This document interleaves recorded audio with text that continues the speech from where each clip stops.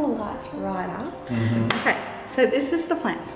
This is going to be my new studio, and this is it. I've got empty walls at the moment.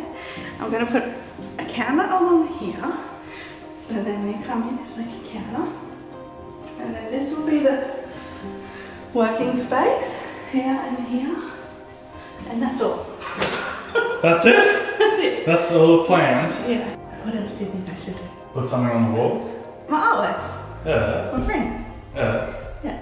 Exciting! Woo! Thank you everybody for coming and joining us this evening. Nothing else. Oh, why? What's wrong with a good wine bottle? Thanks for coming and joining us this evening. We have Carissa Belham tonight as our first stand-up girl. Doing a couple live readings tonight from her book, A Girl with a Mexican Hat, One Shoe and a Boogie Board, which we're so proud of her and all the work she's done, and she's going to share a bit on her journey all the way up until she arrived here at the Joy Collective with us. So I'm going to leave it with you, Carissa. This is my first reading. Hey! Come in and have a look at originals, sorry. Nudies. Plans, these are my books, my portfolios, artworks, materials, resource books, journals here, open studios and publicity information. And this is my art room. Woo! Woo! Woo! Okay, this is the first bit of the story. So, the memories.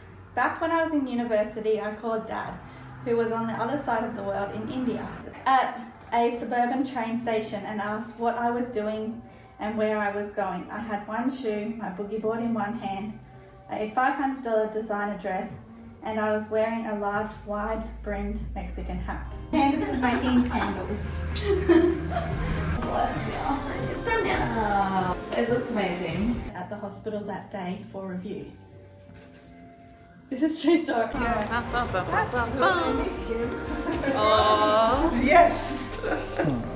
Hello, hello. You're coming in.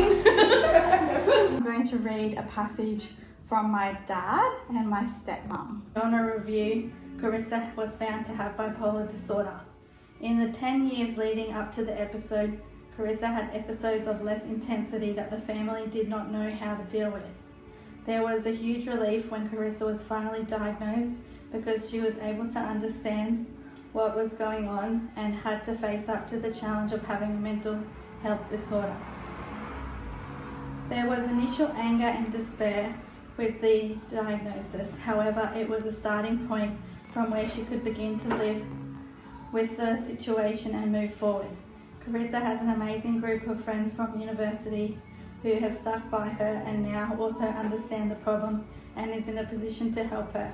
Since the diagnosis, Carissa owns the problems and has adjusted her life to get the balance right and move forward. It's so cool looking at this now because these are some of the ideas that I wanted to do.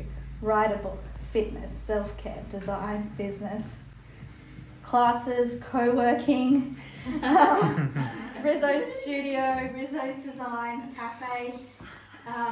This one is Wow. That's trippy, isn't it? cheese and wine. Yeah, girl.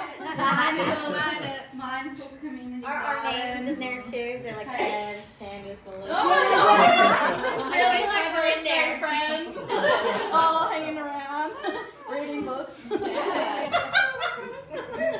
Okay, so this is the diagnosis roller coaster, which was the most popular artwork at the launch. It was when it sold like in a silent auction. Quite a few people betting on that one. Yeah, it was quite a few bids, like silently going up and up. So yeah, that's a popular piece. Very early in the morning, when the sun is here, And it's just shadow. and the shade is very, very long. Yeah, it's great. I like it. Yes. Cool. So cool.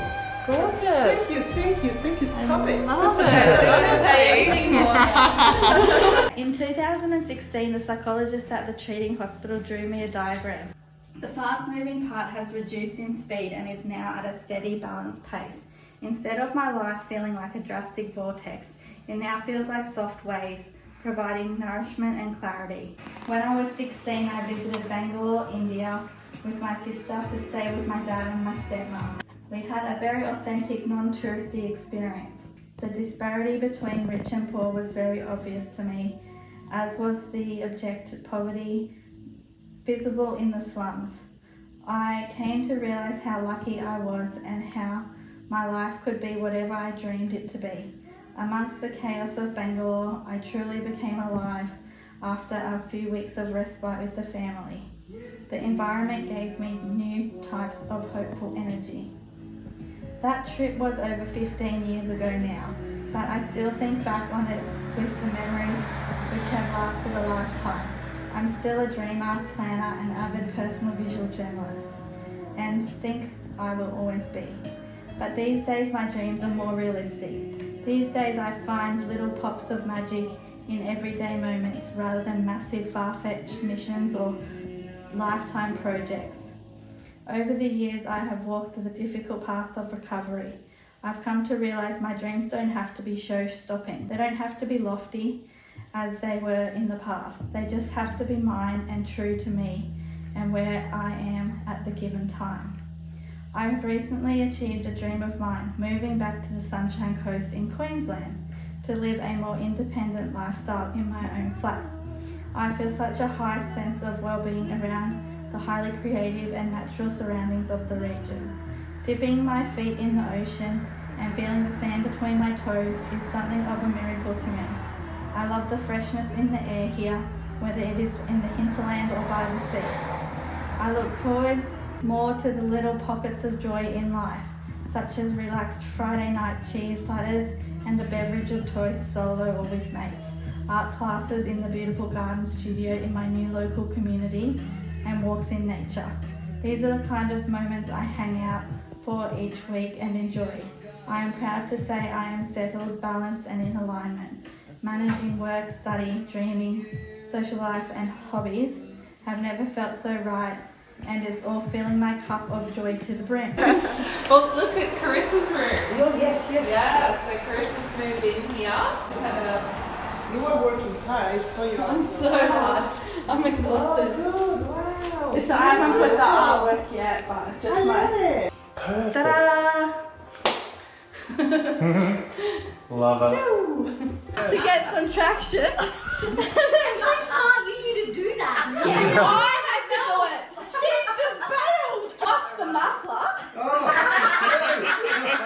And then I had to find a bucket on the side of the road, take the metal, tie it all up, There's your bucket. and got to the repair place.